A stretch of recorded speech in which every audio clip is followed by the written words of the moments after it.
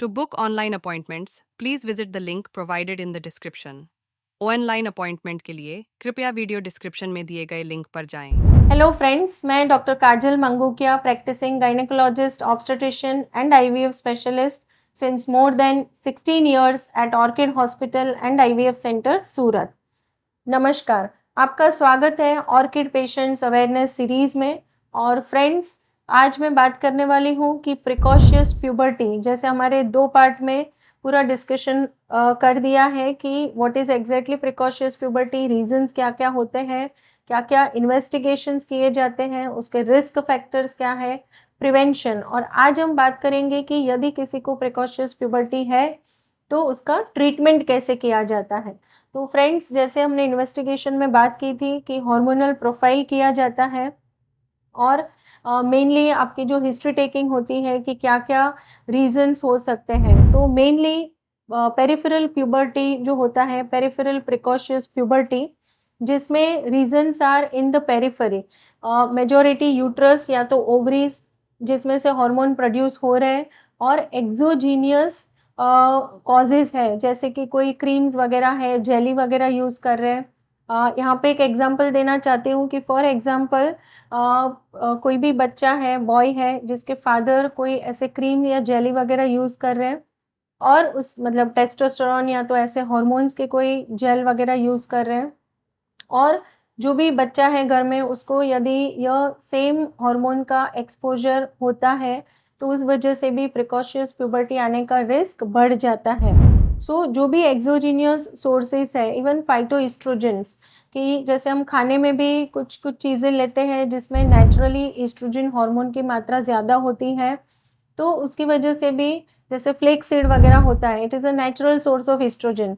सो यह सारी चीज़ को अवॉइड करना है। इवन कैंड फूड्स जो है, प्रोसेस्ड फूड जो है, इसका इंटेक भी बंद करना है या तो कम कर देना है, ताकि जो भी स्टेरॉइड्स है या तो हॉर्मोन्स है, कहीं ना कहीं externally from the exogenous source आपके बच्चे के बॉडी में जा रहा है, तो यह सारे सोर्सेस को अवॉइड करना बहुत ही नेसेसरी है टू प्रिवेंट और to treat the precocious puberty.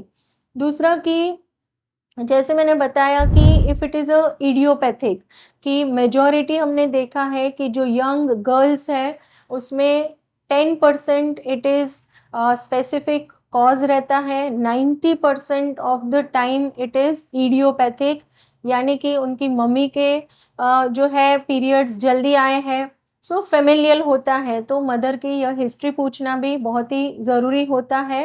If it is idiopathic, if it is familial, then generally it does not require any treatment.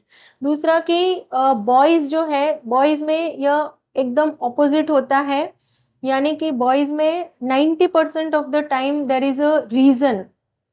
For example, central precocious puberty है तो कोई भी जैसे मैंने पहले के वीडियो में बताया वैसे कि एमआरआई ब्रेन करना बहुत ही आवश्यक होता है, क्योंकि majority 90% of the cases in boys वहाँ पे कोई रीज़न होता है। For example, there is a tumour, तो उसको ट्रीटमेंट देने की ज़रूरत होती है। तो जो भी कॉज है उसको ट्रीट करना ज़रूरी होता है। 10% of the time in boys it is idiopathic. Idiopathic जैसे आपके फादर हैं या तो उनका फैमिलियल जो होता है उसको हम जनरली इडियोपैथिक कैटेगरी में रखते हैं। अभी फ्रेंड्स, हम बात करेंगे कि ट्रीटमेंट। सो जनरली इसका जो ट्रीटमेंट होता है उसको हम जो डिवाइड करते हैं कि साइकोलॉजिकल एस्पेक्ट, जिसे हमें बहुत अच्छे से डील करना होता है, पेरेंट्स को भी काउंसलिंग की ज़रूरत पड़ती है, और साथ में पेरेंट्स विद द चाइल्ड, लड़का या तो लड़की जो भी है, तो उनका साथ में काउंसलिंग होना बहुत ही ज़रूरी है। साइकोलॉजिकल सपोर्ट जो है वो पेरेंट्स से मिलना भी आवश्यक है। और दूसरा कि जो पर्सन है जिसको प्रिकॉशियस प्यूबर्टी हुआ है, उसके जो भी क्वेरीज है, जो भी मेंटली उनको क्वेश्चंस आ रहे हैं, उसको सॉल्व करना, इवन मूड स्विंग्स वगैरह आता है, तो यह सारा मैनेज करना बहुत ज़रूरी होता है।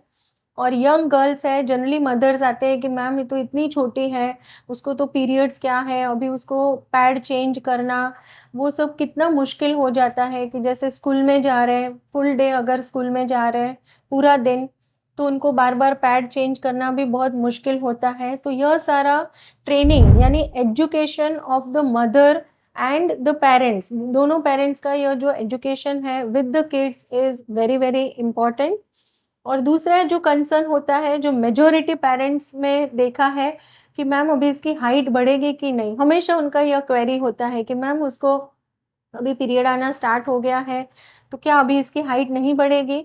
सो यह जो भी पेरेंट्स हैं जिनको यह क्वेश्चन है उनके लिए मैं बताना चाहती हूँ कि जनरली आपके जो भी बच्चे हैं उनका बोन एज हम पहले देखते हैं कि जैसे क्रोनोलॉजिकल एज है, जो बर्थ डेट है उसके हिसाब से फॉर एग्जांपल उनका एज 10 ईयर्स है।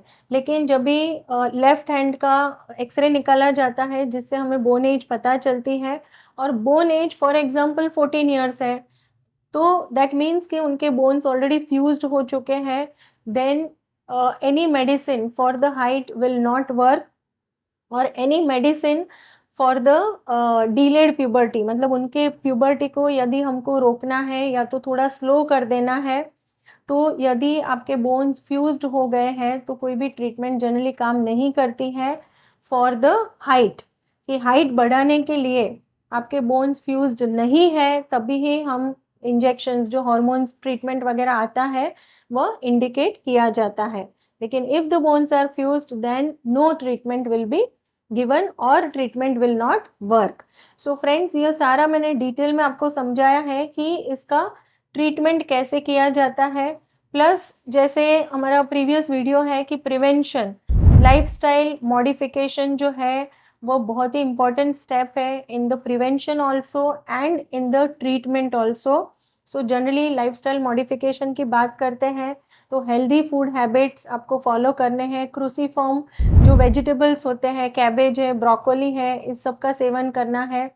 विटामिन B12 यानी कि जो स्प्राउट्स वगैरह है वो आप ले सकते हैं। High protein high calcium diet यानी कि रागी है, सोयाबीन है, इसका सेवन कर सकते हैं। सिट्रस फ्रूट्स वगैरह है।